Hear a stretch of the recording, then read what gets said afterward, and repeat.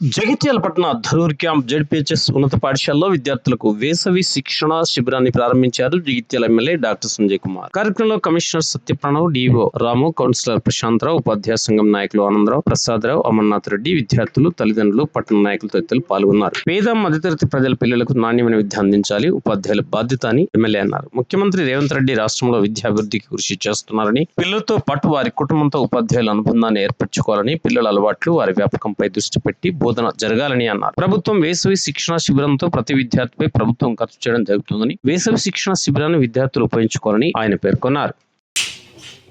మరి ఈరోజు జగిత్యాల జిల్లా కేంద్రంలో ఉచిత వేసవి శిక్షణ మరి వచ్చినటువంటి చిన్నారులు చాలా ఆసక్తిగా చూస్తున్నట్టున్నారు. మరి ఏం కార్యక్రమాలు ఉంటాయని చెప్పి, ఎందుకంటే మనం బయట ఫ్లెక్సీలో చాలా అంశాలు పెట్టిన శిక్షణ శిబిరానికి రావాల్సిందిగా కోరుతా ఉన్నాం.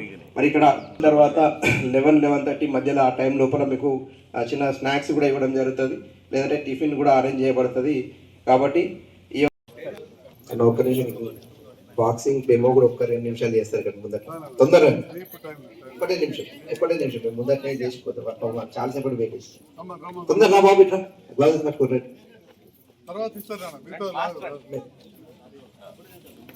నాని మిగతా కూర్చొని ఇస్తారు.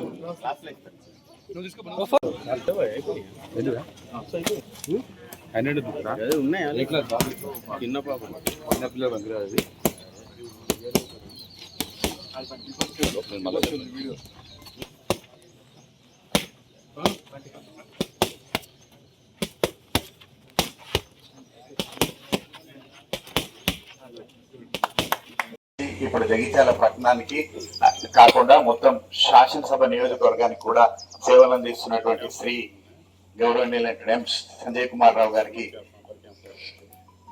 అదేవిధంగా గారు, డిఓ గారు, గుడ్ మార్నింగ్ అండి. రైట్.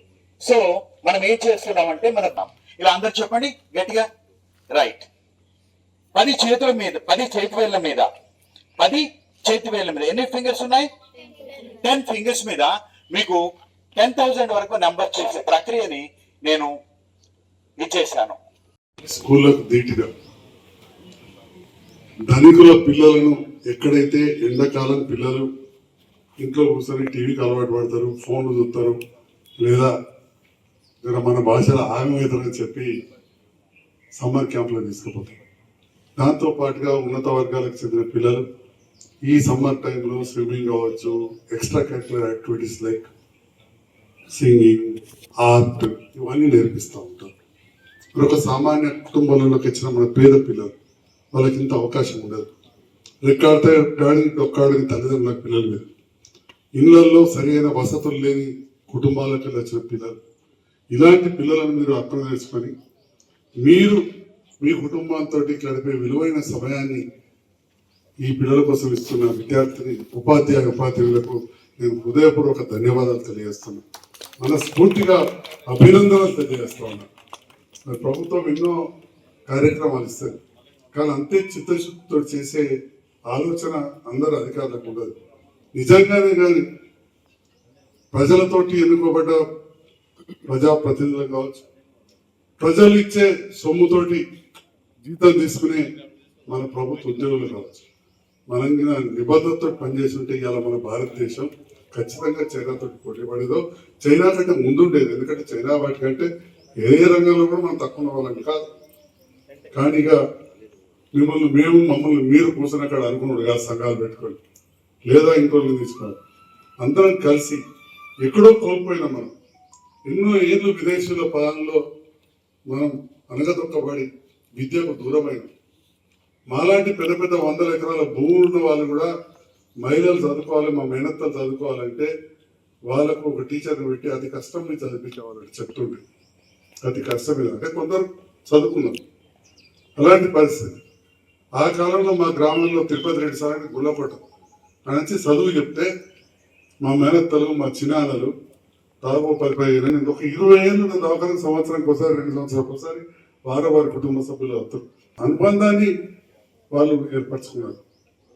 మరి ఈరోజు మన పేద పిల్లలు ఇంతకుముందు చెప్పినట్టు బడుగు బలహీన వర్గాలకి వచ్చిన పిల్లలు, వారికి కానీ మనం ఇవన్నీ చేస్తే నిజంగా చెప్తున్నా అది భగవంతుని సేవ అని ఆ భగవంతుని ఏదైతే ఇచ్చిన ప్రసాదం ఈ పిల్లలు మనకు ఇచ్చిన సంపద భావి భారత పౌరులు వారిని సరైన మార్గంలో తీర్చిదిద్దడం అనేది మన బాధ్యత.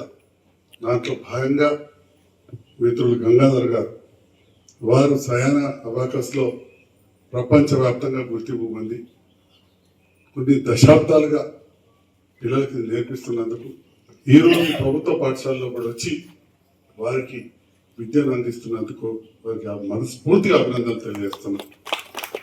నూతనంగా కమిషనర్ గారు వచ్చారు, నేను వేరే కార్యక్రమాలు పోతూ రమ్మన్నా వారు రాగానే వారు తపన పడుతున్నది వచ్చిన రోజుకెళ్ళి కూడా ఈ జగిత్యాల పట్టణంలో పర్యావరణాన్ని కాపాడాలి, పరిశుభ్రత మెయింటైన్ చేయాలి. దాంట్లో కూడా ఇవాళ ఈ కార్యక్రమంలో భాగంగా పిల్లలు కూడా మీరు చేస్తూ ఉన్నారు. అదేవిధంగా టాయిలెట్స్ విషయంలో డిజాస్టర్ మేనేజ్మెంట్లో మున్సిపల్లో ఉండి పెండింగ్ అన్నారు. నేను రిక్వెస్ట్ చేస్తా ఉన్నా, ఆఫీస్కి వెళ్ళగానే ఆ ఫైల్ చూడాలని. Is a group 1 officer, almost first posting అనుకోవచ్చు. ఐ హోప్ ఈ రిగ్రెస్ ఆల్ దీస్ సర్వీసెస్. ఈ సందర్భంలో ఇక్కడికి వచ్చిన మా మిత్రులు ఏదో పని మీద వస్తే రాలని చెప్పి రమ్మనగానే వచ్చిన మిత్రులు గంగాధర్ గారికి, రవీందర్ రెడ్డి గారికి, మా లక్ష్మీరాజన్ గోపాల్కు అందరికి కూడా మా రిటైర్డ్ ఎంప్లాయీ అన్న తోటి గంగాధర్ గారికి అందరికి పేరు పేరున హృదయపూర్వక ధన్యవాదాలు. Thank you very much.